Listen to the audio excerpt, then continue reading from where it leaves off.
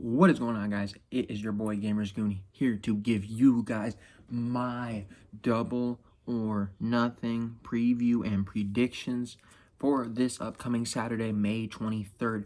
I am recording this at 11:07 Tuesday, Thursday, May 21st. So it is one day past AEW Dynamite. So I did film this video beforehand. And I wanted to completely refilm this because a lot of stuff happened on AEW Dynamite, and I wanted to incorporate that into this video. We had some injuries happen. We'll get into them later on the show, but that's the main reason for me wanting to refilm this video. And also, we also had another match added to the card. So this is my second take with the AEW Double or Nothing card. I will be watching live. You can come on here. I don't know if it'll be Saturday night or maybe Sunday morning. I have not decided just yet. But I will be reviewing AEW Double or Nothing soon as I can.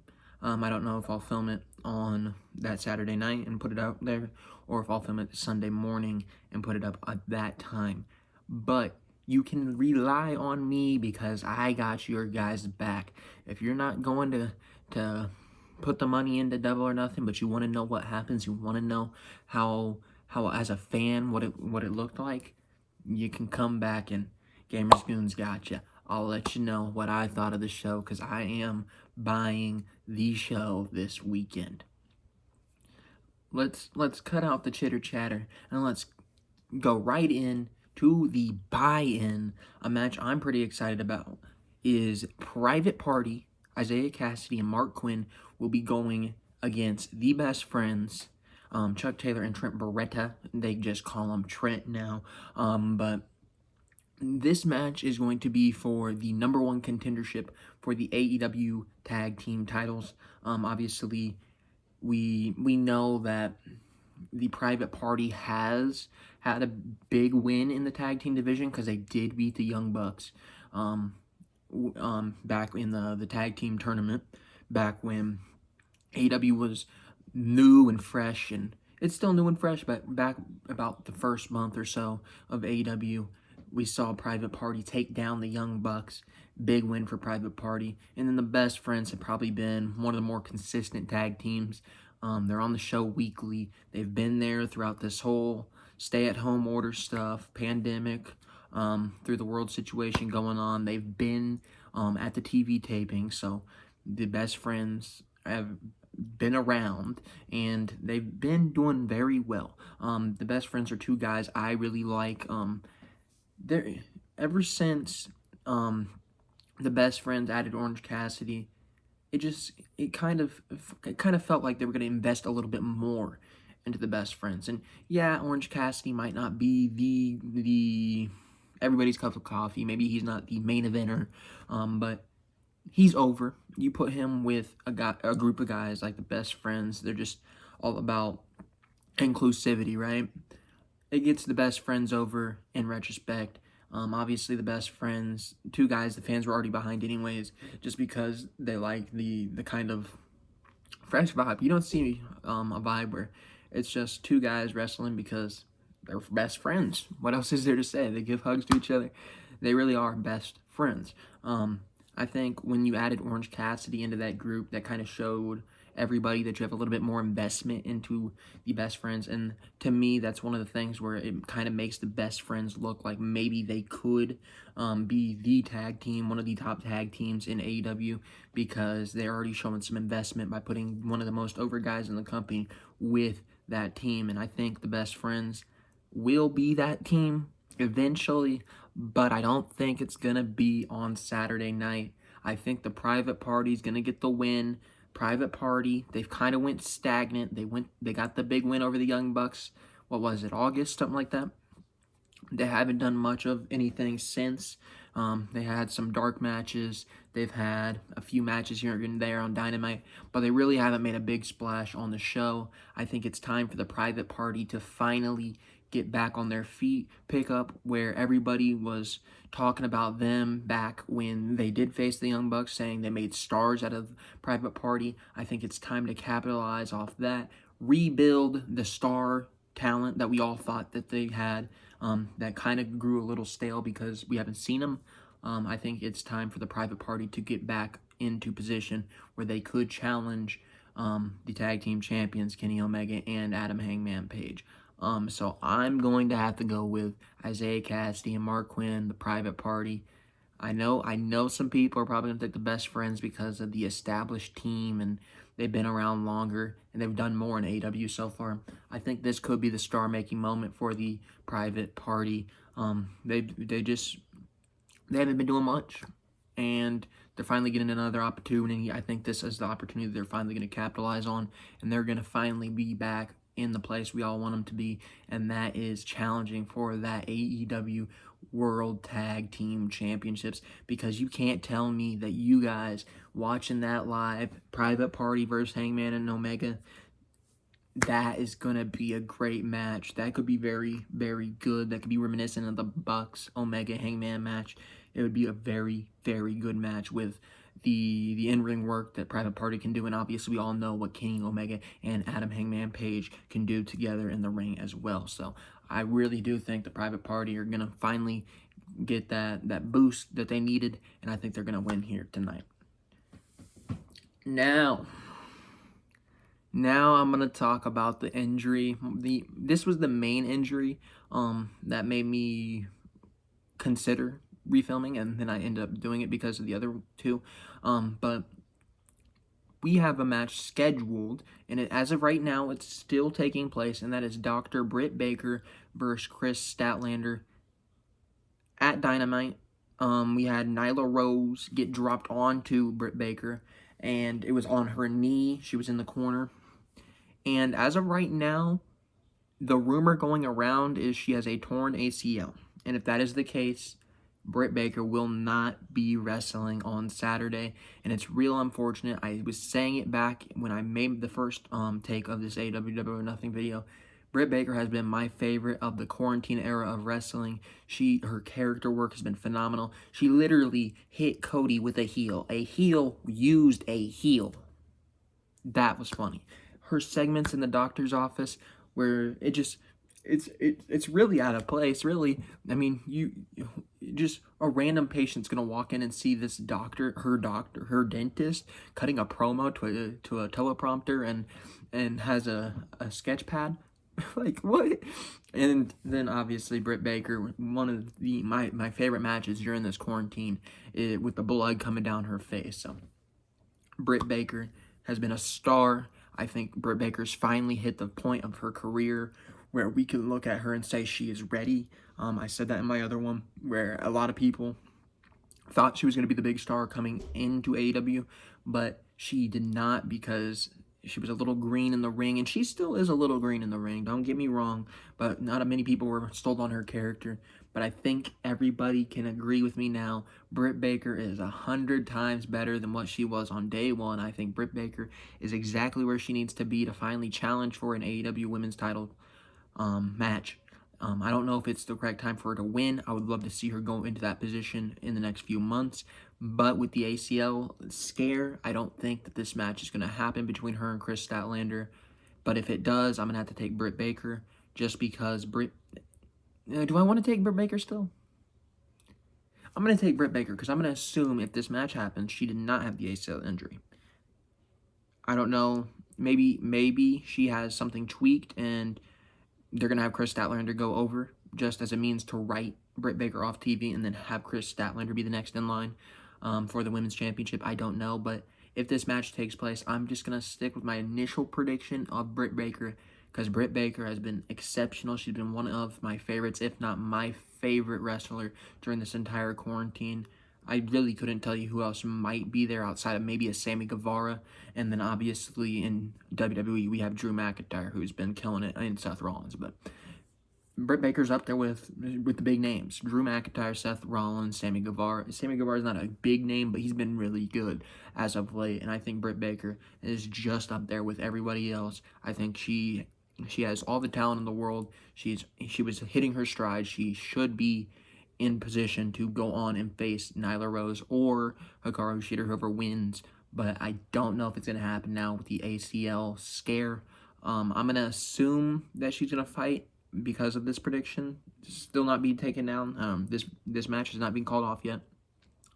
But just know that there's probably a very good chance that you guys will not be seeing Britt Baker versus Chris Statlander.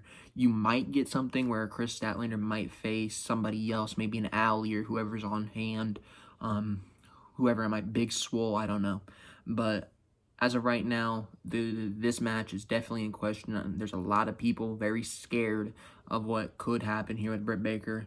We're hearing some rumors that she might be out for a while, and that's just very, very sad to me because Britt Baker was just hitting everything. I texted my buddy it earlier today. I was like, it really sucks because she was literally getting to the point where she was the one in that women's division.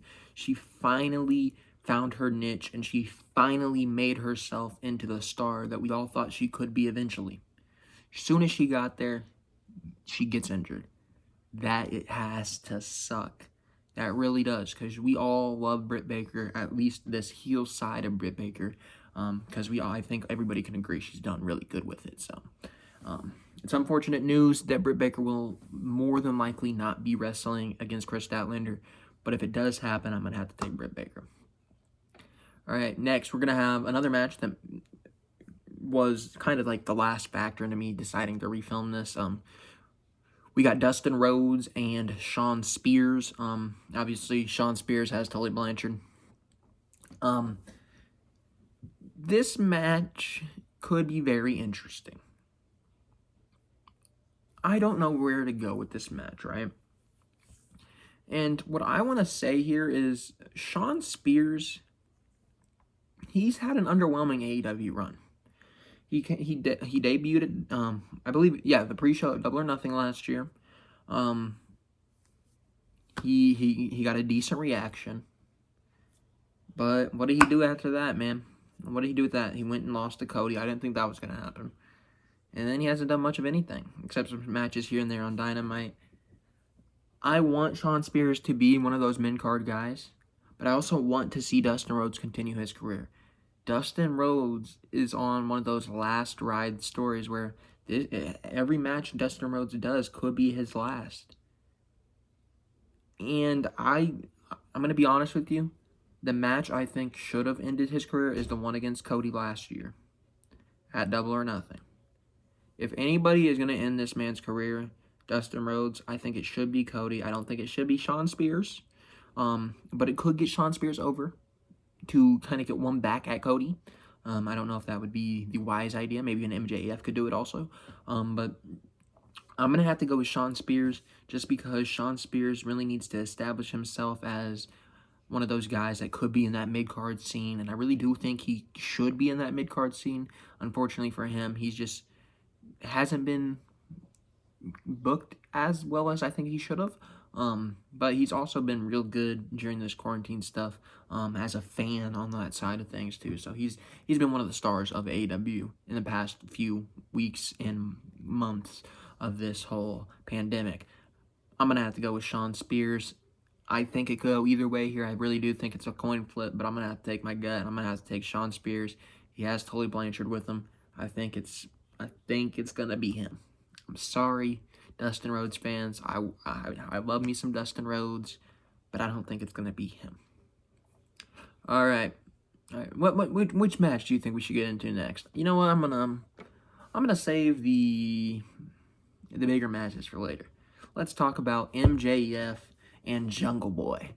This is a normal match. MJF will be coming out with Wardlow.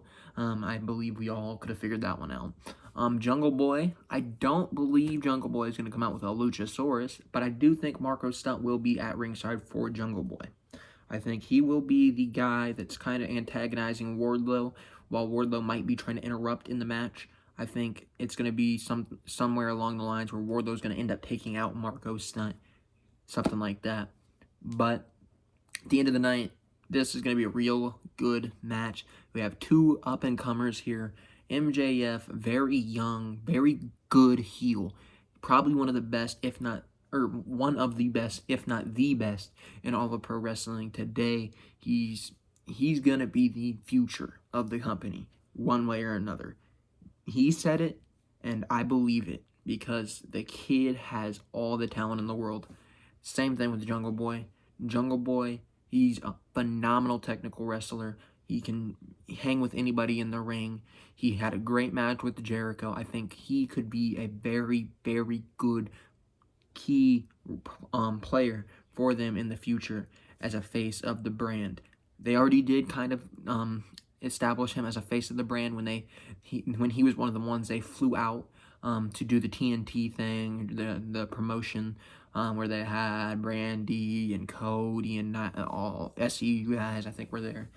They established him as one of the guys they think will be a future asset to the company, and I think Jungle Boy, there's nothing holding Jungle Boy back. He has all the talent in the world, but I don't see them going with Jungle Boy here, because MJF has not been beaten in a one-on-one scenario so far in his AEW career, and I don't think MJF is going to lose that little title anytime soon. And by the title, I mean the zero or however many the unpinned title that goes on the bottom of his nameplate. But I don't think MJF is going to lose. I don't think he's going to lose. You can't convince me he's going to lose. I think MJF is going to be the guy that's going to win and win and win and win, and then he'll finally get a chance at the AEW World Champion, whoever it might be, whether it be Jon Moxley or Brody Lee or whoever might have the title at that time.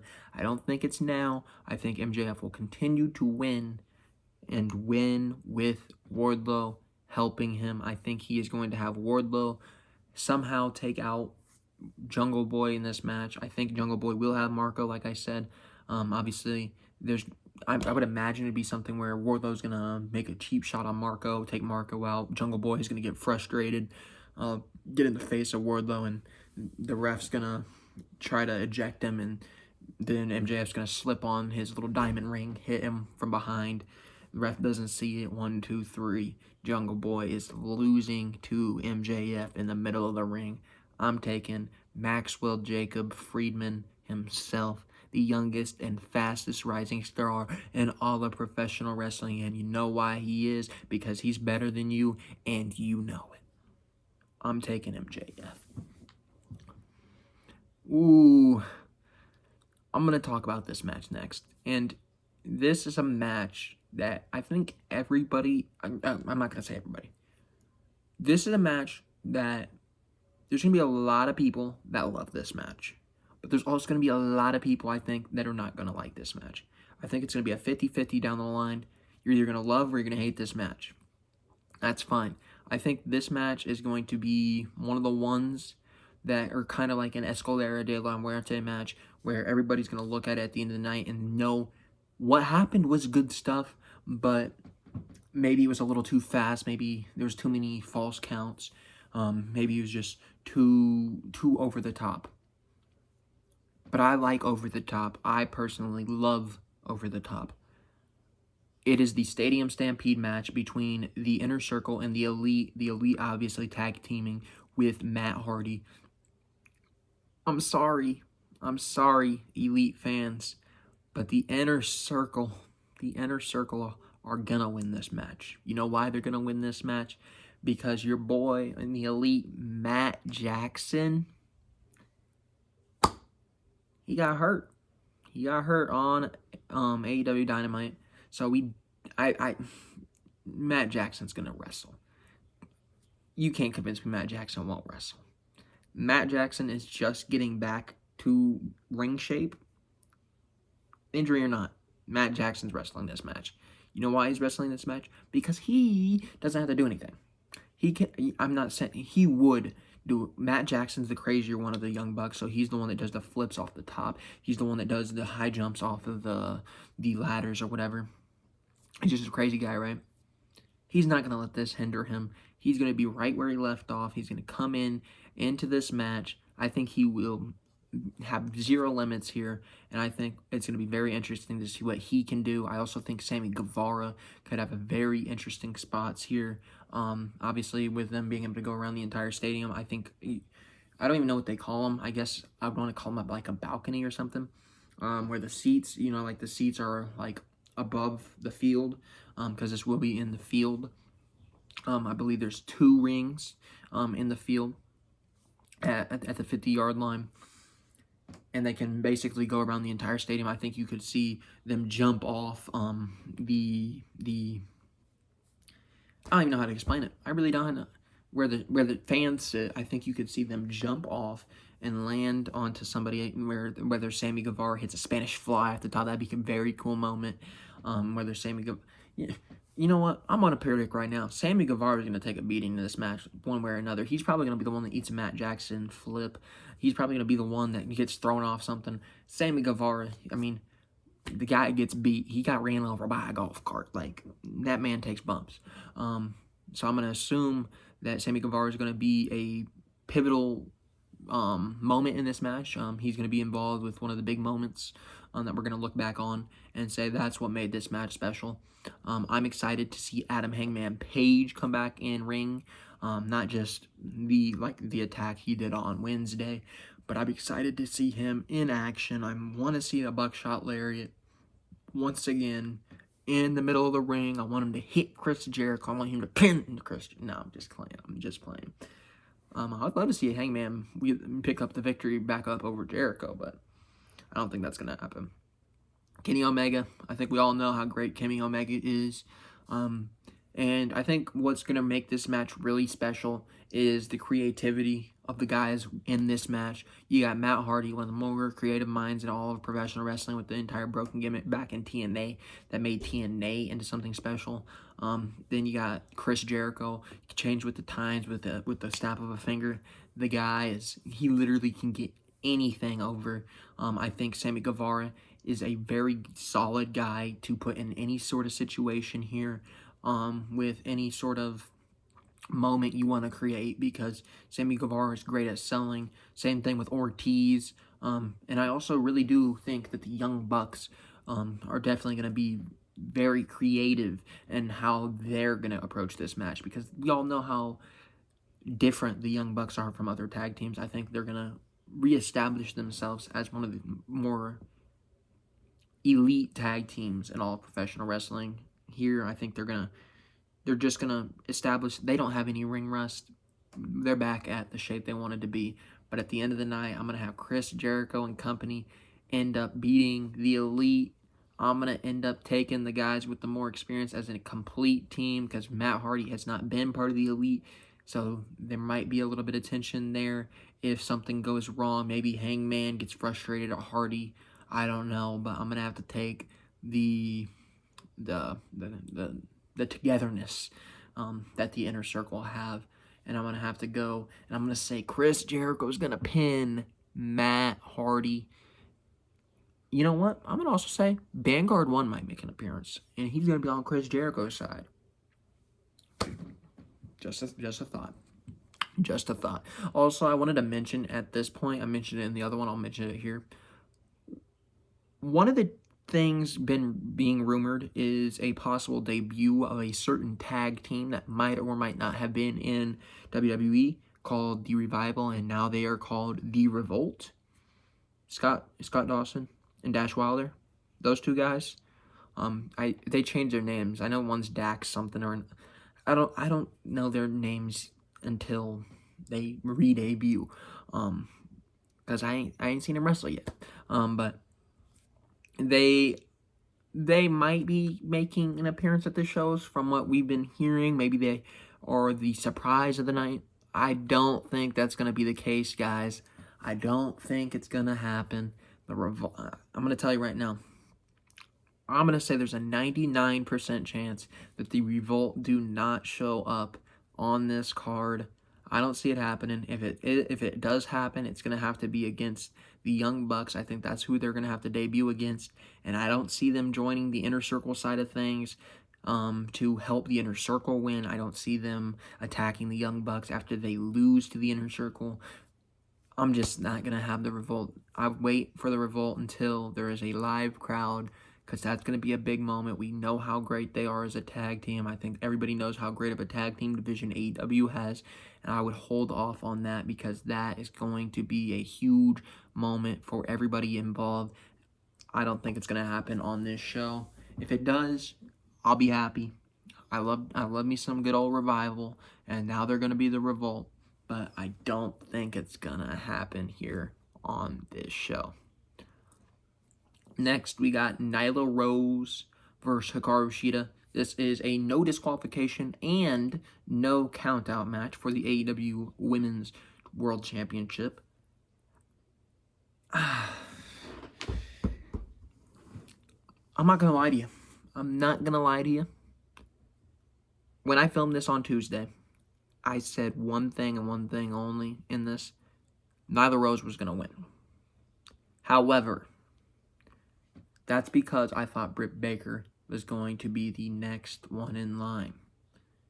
Britt Baker has an ACL tear. She's going to be out for a long time, as long as that is confirmed. That's going to be 6, 7, 8 months. I don't even know how long.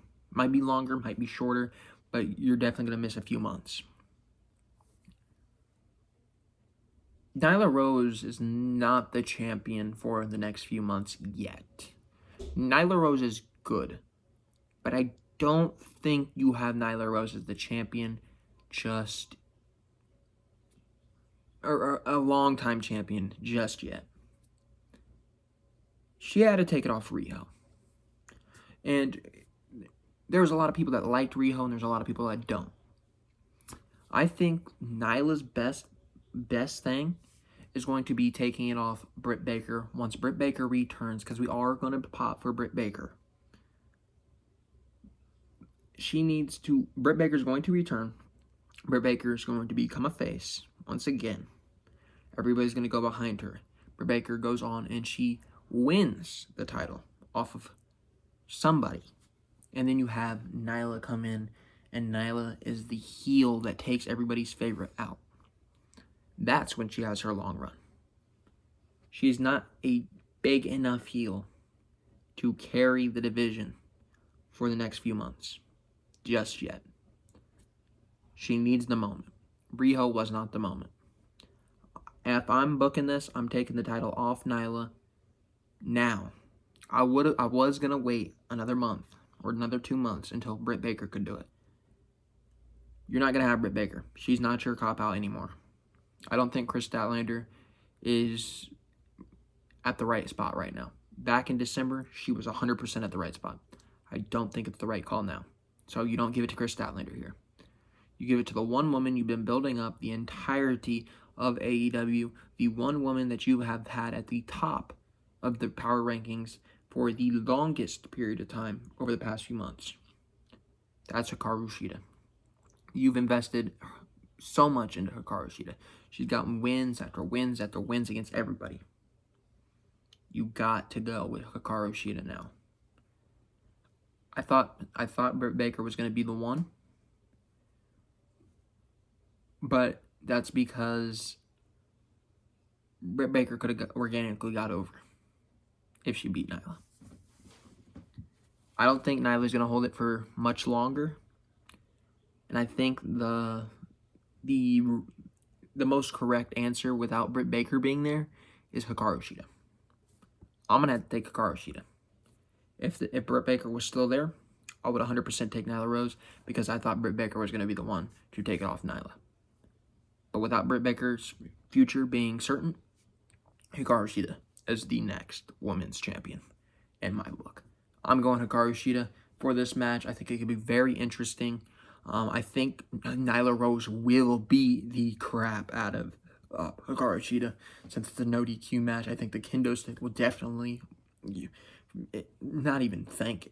The kendo stick will definitely be involved in this match, whether it's Nyla getting smacked across the back with it or Hikaru Shida getting smacked.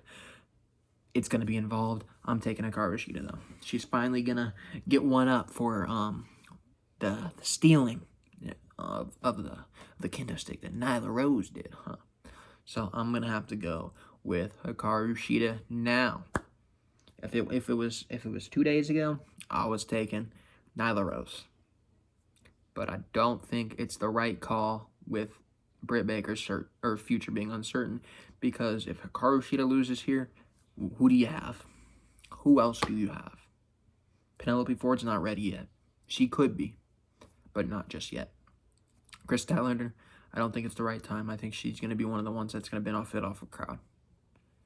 I think Hikaru Shida is probably the most logical option in this scenario.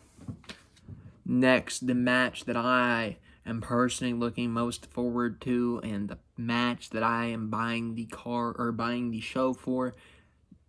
This is going to be good. This is going to be great. And it is a casino ladder match. From my understanding, this will be ran similar to the Casino Battle Royale, where you have certain individuals come out at certain times. But it's going to be obviously like a Money in the Bank kind of way, where you have to climb up and you have to grab a contract, I would assume, maybe a briefcase.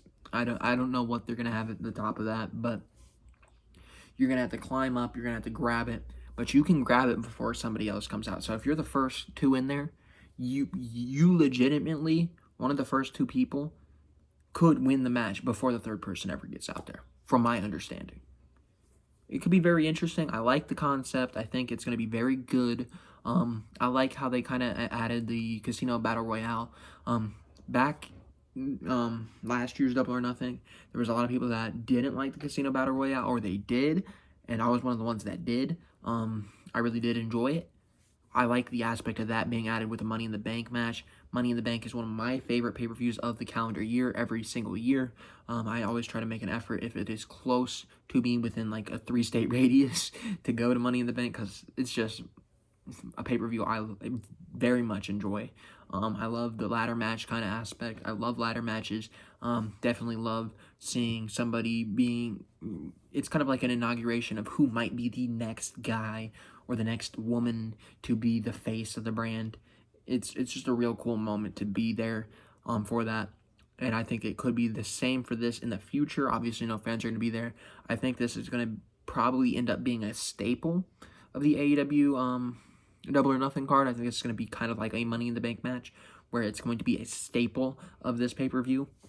And I am very excited for it. There is 9 competitors in this match for a future AEW World Championship match. I don't know if they've said when this match is going to be, whether it is at the next Dynamite, or if it's like a cash-in scenario where you're like, oh, well, I want to fight you at this pay-per-view, or I don't know how that works out. Whether it's like a Money in the Bank where you can cash it in whenever, or if it's something where it's like a set time or something. I don't know that part, but the winner is going to get a future AEW World Championship match. And the contestants are Colt Cabana, Darby Allin, Orange Cassidy, Rey Fenix, Scorpio Sky, Kip Sabian, Frankie Kazarian, Luchasaurus, and TBA. Before I go on about everybody else in the match, I want to touch up on Rey Fenix right now. Rey Fenix took a nasty fall at AEW Dynamite, where it kind of looked like a shoulder injury to me, the way he fell. People are kind of worried about his ribs too. I don't know whether or not Rey Fenix is going to be on this card. I'm hearing a whole lot more positive things about Rey Fenix than Britt Baker. I heard that Britt Baker's future is uncertain, and they're a little more confident with Rey Fenix. I think Rey Fenix is the kind of guy that we knew back at, what was it, All Out? Or was it... It was All Out, because it was Escobar de la Muerte, where we thought he broke his leg. But he wrestled a great match that night. I think this is going to be one of those situations where Rey Fenix is going to persevere. He's going to be just the amazing athlete that Rey Fenix is. He's going to go out there and he's going to put on a great match. Rey Fenix, great in ladder matches. Obviously, we can see him do anything with a ladder. You don't know what he's going to do. He's going to jump off the top. I don't even know what the man's capable of. This man literally can do anything. Just go back and watch the Escobar de la Muerte match against the Young Bucks. That guy's crazy. So is Pentagon. So is Nick and Matt Jackson. I'd love to see what they can do here. Obviously, you got a lot of guys in this match that like to put their bodies on the line. You got Darby Allin, who could easily take big bumps. I mean, we've seen him hit coffin drops on the hardest part of the ring apron, the edge. Kip Sabian, a guy that's very athletic, could have some big spots with ladders. Orange Cassidy, not so much. Colt Cabana, not so much. Kazarian could do some interesting stuff with ladders. He's done some interesting stuff back at Impact, TNA, whatever you want to call it. And then Luchasaurus, I think everybody knows Luchasaurus is very athletic. I think he could pull off some stuff with ladders. Maybe he could hit a moonsault. I don't know what Luchasaurus can do in a ladder match. I've not seen him in a ladder match before, but he's very athletic, and he is one of the better wrestlers in AEW, so I definitely think he could be a very key part in this ladder match. But then, I might disrespect it. Scorpio Sky's athletic too. Scorpio Sky is one of the best technical wrestlers in all of AEW, if you ask me. I think he is a future world champion. But let's talk about the real one everybody wants to hear about.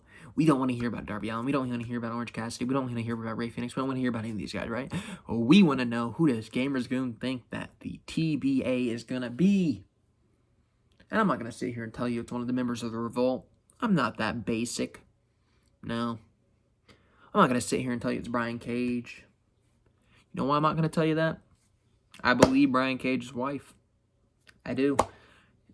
And Brian Cage is not the kind of guy that I think is going to fit into a ladder match.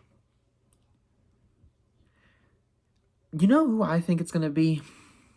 I think it's going to be a guy that just got released from the WWE. Yeah. I think it's going to be a guy, not Drew Gulak. Don't think it's Drew Gulak. That's going to get a Twitter reaction. This guy is going to get a Twitter reaction. Because that's what you want with this card. Because you're not going to get the live reaction. You want the clicks. You want the interactions. You want everybody to retweet. Because that's going to be the marketing, what you go to your devs for. Hey, look at how much retweets this got.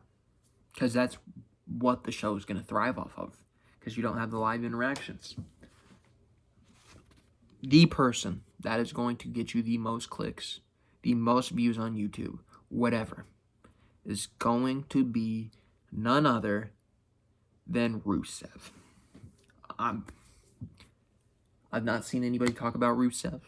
I've not heard any rumors lately about where Rusev could go. Obviously, when he first got released, there's been people just say AEW. They always say that, right? I think it's time for Rusev to go prove who Rusev really is. And Rusev, I mean, he got over with the fans in the WWE, right? But they never put the strap rockets to him and let him really spread his wings. I want to see what Rusev can do. I want to see Rusev spread his wings. I know the guys in AEW will also want Rusev to be the best Rusev could be. And I think he might be becoming AEW World Champion one day. That is why I think Rusev is going to be the TBA in this match. I think Rusev also is going to have the least amount of chance to win this match. I'm gonna go about this the only way I know how, and that's just rank each person with the possibility of them winning. The last person I think even has a chance is gonna be, you know what? I'm not gonna say Rusev. The person I think has the least amount of chance is going to be Frankie Kazarian. Why? Because Frankie Kazarian is a member of SCU, and I'm going to say something different about the members of SCU when I talk about Scorpio Sky, but he is a tag team guy right now. He has been a tag team guy for the past however many years. Frankie Kazarian is not a guy I'm going to see, or I can see them in 2020 making a solo guy after having such a successful run as a tag team with SCU. I just don't see it happening. Next, I'm gonna have. I'm gonna put Colt Cabana here. I'm gonna put Colt Cabana. Colt Cabana, obviously one of the more influential wrestlers of all time. I'm not gonna sit here and act like Colt Cabana is not a great wrestler. He is. He is the most influential wrestler of all time. I don't care what you say. The man made indie wrestling into something that is marketable. He's the one that started up Pro Wrestling Tees. He's the one that got this whole merch gang. He's one of the guys that kind of made the brand that Nick and Matt Jackson and the Young Bucks used to become as big as they were. Cody Rhodes able to use that now. Kenny Omega. Everybody in AEW uses his brand. He's one of the first guys to make indie wrestling into something that is extremely marketable now. So for me, that's why he is one of the more influential wrestlers of all time. However, I don't think that is enough to be able to win this match. Sorry, Colt Cabana. I don't think you're the guy that they want to push at this point. I could see Colt Cabana winning the TNT title in the future, but I don't see him being the AEW World Champion. I'm going to have to cut him out of who I think could win. So I don't think Colt Cabana's got a chance here. All right. Now I'm going to have to go with the other member of Southern California Uncensored SCU SoCal. I'm going to have to go with Scorpio Sky. Scorpio Sky, one of the more athletic members of the AEW roster. Scorpio Sky is a guy I think could hang with literally anybody in the entire business, not just in AEW, but in every promotion, whether it be a Will Ospreay, a Seth Rollins, a Naito, doesn't matter. I think he is a guy that can hang with the best of them. But at the end of the day, I don't think that he is at the point just yet where he's going to break away from SCU and really go for that solos title.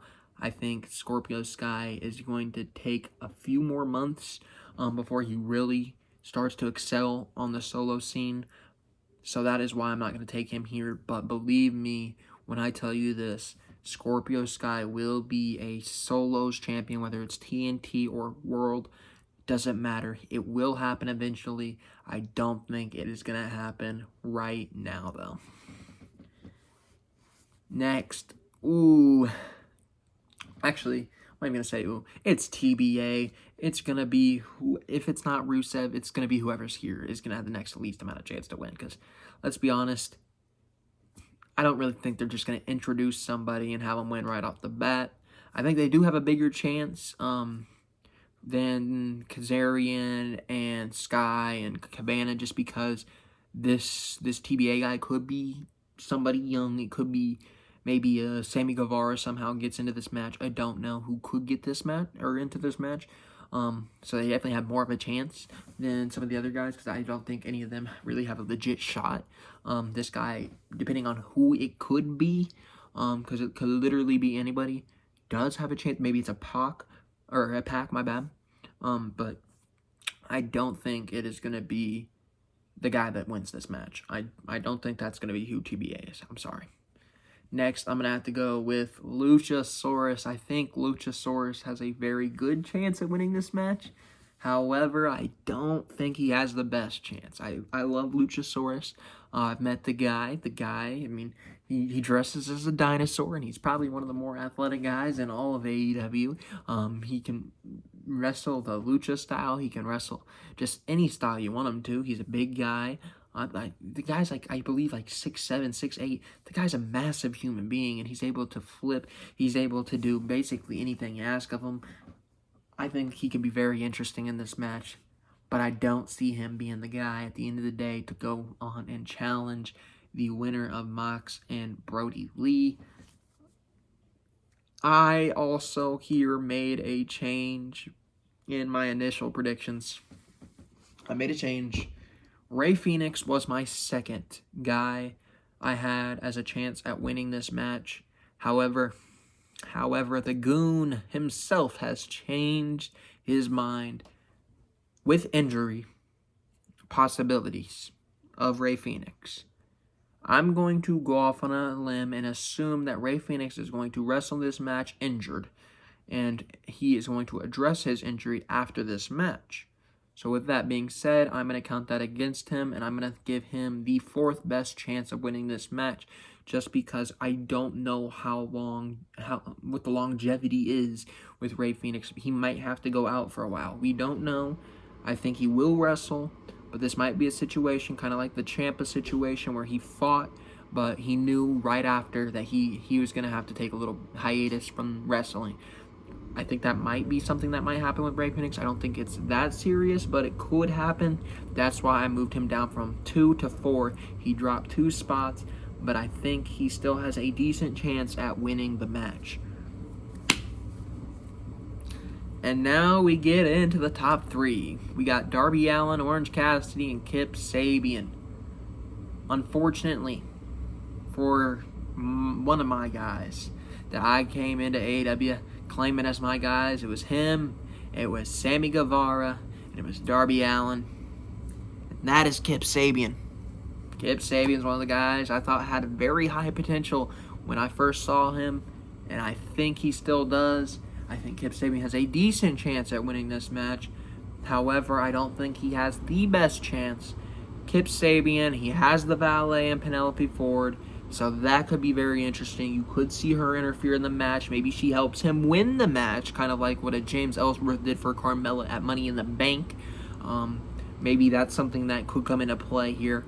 But unfortunately for Kip Sabian, in my predictions, I don't think he has the best chance at winning this match. And that is because we have 2 other guys that are very, very, very over. Kip Sabian, I love you. I think you're going to be a star. But I don't think it's going to be on Saturday, May 23rd, 2020. I think the second best chance is Orange Cassidy. You know what that means? That means Darby Allin is going to win this match in my predictions. Why is Orange Cassidy number 2? Orange Cassidy is one of, if not the most over characters with the AEW fan base. There was a lot of people that love some Orange Cassidy. The Orange Cassidy line, and when I went to his meet and greet, went all the way back to the back. You know why? Because Orange Cassidy is over. That man knows how to get the fans to react. And if you don't believe me, watch AEW Revolution, because he likes that slow pace, right? Where he does the little kick, maybe a little slap, right? Not much, doesn't exude much energy. And then snap of a finger, this man's running up and down, hitting hurricanranas, hitting snap DDTs, doesn't matter. Orange Cassidy has the instant snap where he can go from not caring to being one of the most charismatic guys in the entire business, where he almost beat Pac, the one guy that they have been heavily protecting. He almost beat that guy. Orange Cassidy, the joke wrestler, the comedy guy, almost did that. He has a chance to win this match. You know why? Because they understand that Orange Cassidy is over. They understand that Orange Cassidy is not just a joke, but he is a very good pro wrestler. They're going to see that at the end of the night, and they're going to give him a decent chance to win this match. If he doesn't win this match, he will have a highlight in this match where you're going to be able to look back and be like, well, Orange Cassidy made himself a star in that moment. Orange Cassidy, one of the better guys AEW has in terms of character work. But the guy that's going to win is the youngster, Darby Allin, the guy that puts his body on the line. Why is it going to be Darby Allin? Let me ask you this. Darby Allin, let's go through his career so far in AEW, right? He's had great matches with a lot of great people. And it's been used to build this kid up, right? I mean, he almost beat Cody. He almost beat Cody. At all people. One of the more heavily protected guys in all of AEW. Now, with that, you would assume that they like him, right? And he's gotten over with the fans. The fans seem to love him. So, why don't we do something where one of the more charismatic, athletic guys that doesn't really care what happens to himself, he will jump off I guarantee you, if you wanted him to, he'd probably jump off the top of the frickin' stadium. I don't know what the Jumbotron. He'd probably jump off the top of that if they have one at the stadium. Doesn't matter. Darby Allin will do it. Darby Allin is cut from the bone where he will do the hardcore type of matches. He'll take the nasty bumps, and he'll be doing it all with a smile on his face. Darby Allin, one of the better guys in terms of just storytelling in general, and then on top of that, being able to just be a very high pain tolerance kind of wrestler. I think Darby Allin is going to be the guy. I think Darby Allin will be a very interesting competitor here, because you know who he's going to fight. He's going to fight the winner of Jon Moxley and Brody Lee, and just a little hint for you, if somebody, I'm not going to spoil who I pick, if somebody gets a hardcore match with Darby Allin, that could be match of the year. That could be match of the year. Don't want to insinuate who it is, but it could be match of the year. Darby Allin's winning the match. Alright. What haven't we talked about? We haven't talked about Cody and Lance Archer. Cody obviously coming down with his boy, Arn Anderson, Double A, and his wife, Brandy Rhodes. Then you got Lance Archer coming down with Jake the Snake Roberts. I don't know if he will have the snake with him. I would assume he would. This is a big match. They've been building towards this match for a long time, since Lance Archer's debut. The TNT Championship match, I thought we might see Darby Allin versus Lance Archer in the finals. That did not happen. We saw Cody beat Darby Allin, and Cody is finally getting his shot against Lance Archer, the guy that's had a target on Cody since day one. And I think that's something to be very intrigued with. You know why? Because this story's been there. And you're going to see it, because I guarantee they'll make a promo package before this match comes out, and it's going to be a very good promo package, and it's going to get you hyped up for this match. Cody, at this TNT Championship tournament, his whole story has been, well, I'm not allowed to go after the World Championship anymore. I haven't been the guy that the fans thought I was. I haven't been the top dog. So I don't just want the AEW TNT Championship. I don't want it. I need it.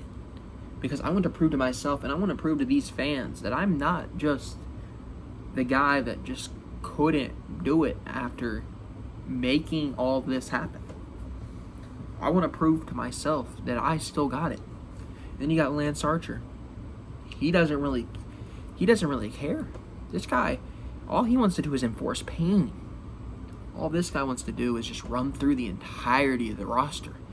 And he wants to start with Cody Rhodes. It's going to be a good match. It's going to be a good match. You know why it's going to be a good match? Because the story they're going to build this match on is already good. With Lance Archer just wanting to just take out one of the top dogs in Cody, and then Cody obviously needing to win this match. And another reason it's going to be a very good match is because Cody is the best, not one of the best storytellers in all of professional wrestling. I've seen it multiple times over the past year with Cody Rhodes. I'm calling him Cody Rhodes. He had a great match with Dustin. He's had great matches with Darby. He's had great matches with MJF. That's all because of story. Because he builds a story.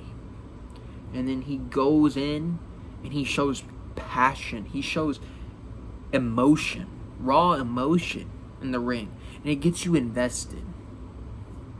He is one of, if not the best, at getting somebody invested.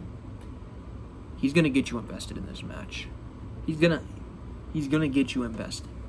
Lance Archer's going to get invested when he hits or pushes Brandy Rhodes. And then you're going to see Cody go Super Saiyan and just start hulking up. And Cody's just going to start taking lashings from Lance Archer. He's not going to care anymore. Cody is going to put on a great match here. What if it's the last thing he does? However, I don't think Cody is going to be the one that wins this match. I am going off on a very small limb. I think it's a very high percentage chance that Cody wins. I'm going a 75 to 25% chance. However, I am going to take the 25%. I'm going with Lance Archer. I think Lance Archer is going to run through Cody and continue his domination on the AEW roster just because that is who Lance Archer is. He wants to run through everybody. Let's run through the top dog and let's not bat an eye while doing it. I think it'll be a really good match, but I'm taking Lance Archer. Now, let's get into the main event. Let's get into the match on the shirt. Let's get into Moxley versus the Exalted One, Mr. Brody Lee. Mr. Brody Lee has been one of the better parts of this quarantine. He debuted during it. Not a lot of people like the idea of not having him debut in front of a live crowd. Whatever. He's been brilliant. He has this mob boss kind of vibe to him. He just runs the show of the Dark Order. We haven't even really seen Stu Grayson or Evil Uno lately. You know why? Because Brody Lee's the one calling the shots. He's got the minions now. Brody Lee, he doesn't like you coughing. He doesn't like you eating before him. He doesn't like you looking at him the wrong way. He doesn't like if you do anything that just isn't to his standards. Brody Lee is doing the best work. I'll say it again, and I will continue to say it until everybody says it with me. Brody Lee is doing the best work of his entire career. That includes the indies before he was in WWE. That includes his work in the WWE. The only thing that even comes close to that is what happened near WrestleMania 33 when they almost put him in to the match with Bray Wyatt and Randy Orton. But they didn't, so that is not even considered to be one of the better moments of his career. This is his biggest role. Brody Lee is a star in this role. Brody Lee, to me, has gotten over. There's a lot of people that don't understand it yet. That's fine. Not a lot of people like the Dark Order anyways. So I understand why people are sour on Brody Lee leading the Dark Order. But to me, the Dark Order has been really good. To me, Brody Lee is killing it. He's kind of mocking Vince McMahon in a way, but at the same time, that could literally be anything. Brody Lee's been phenomenal. I like him as a leader. I don't know if he's the best leader. Obviously, that goes to Seth Rollins, but he's a very good leader. I like him in the role. Brody Lee, however, has to go up against Mr. Jon Moxley. Mr. Brody, I'm sorry to tell you this. Evil Uno can't help you. Stu Grayson can't help you. Number 10 can't help you. However many numbers you want to bring out as little minions can't help you. You did one thing that made a certain Moxley mad, Mr. Brody. You stole his championship. And yes, you said you're just the place holding it so that you will have it since you already are going to win it.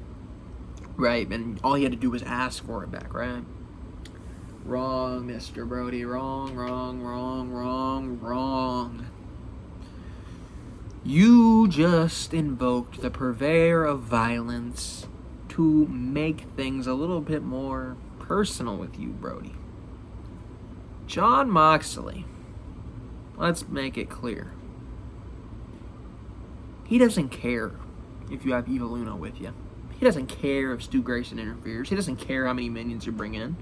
You know why? Because at the end of the night, he's just going to flip them off, and he's going to continue to kick them until they're down, and then he's going to look right in your eyes, and then beat you until you're down. It doesn't matter how many people you have jump Moxley. Moxley does not care. He has the pain tolerance. Moxley will look you in the eyes, and he will tell you, bring him out. Continue to bring him out. Bring all you got, Mr. Brody. Because at the end of the night, I'll guarantee you one thing. Mr. Brody is going to be walking out of AEW Double or Nothing without a AEW World Championship. I'm taking none other than the Mox Man himself, Mr. Jon Moxley, the AEW World Champion. Anyways, thank you guys for tuning in to my almost hour-long preview and predictions video. Very long for a preview and predictions video. I imagine that the review will also be extremely long since the predictions went extremely long. So, it was also not a very deep card. I mean, it's a stack card, but what I mean is, like, there's only 9 matches. So, the fact that this went an hour, very interesting. Very, very interesting.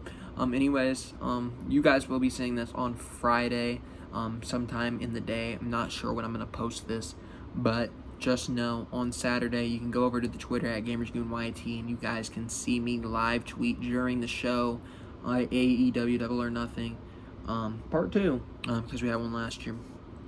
You will be seeing me live tweet during the show, during the buy-in. I don't know if I'm going to be filming after the show or if I'm going to be filming the next morning.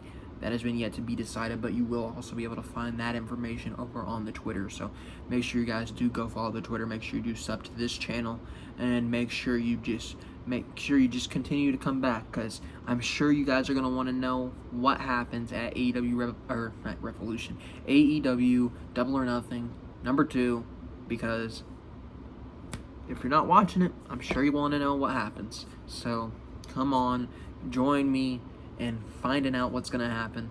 Go follow the Twitter and come here to see the reaction, the raw reaction of AEW Double or Nothing. You're not just going to get it in 140 characters. You're going to get to see the emotion on my face as I'm talking about Mr. Moxley beating Mr. Brody. So make sure you guys do click that sub bell, or the notification bell, and do subscribe so you guys can come back and you can see it on Saturday night or Sunday morning, whenever the video does go up. Anyways, I do want to thank you for tuning in, and I will see you guys in the next video.